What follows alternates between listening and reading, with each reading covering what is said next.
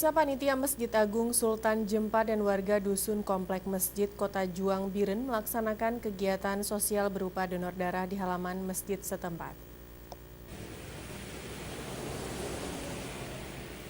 Aksi donor darah yang dilakukan Panitia Masjid Agung Sultan Jempa dan warga komplek tersebut bertujuan untuk ajang silaturahmi panitia masjid dan warga komplek dengan warga desa lainnya serta pengunjung Masjid Agung Kota Biren.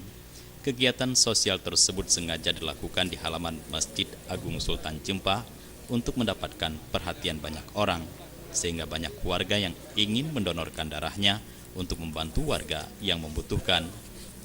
Menurut Yulia Nur, Ketua Panitia Donor Darah, kegiatan sosial tersebut selain sebagai ajang silaturahmi, juga untuk memenuhi stok darah di unit transfusi darah Rumah Sakit Umum Dr. Fauziah Biren. Yulia Nur mengatakan, kegiatan sosial yang mereka gelar merupakan pertama kali dilakukan di Masjid Agung Kota Juang. Kedepannya mereka berencana akan melakukan kegiatan serupa secara berkala 3 bulan sekali.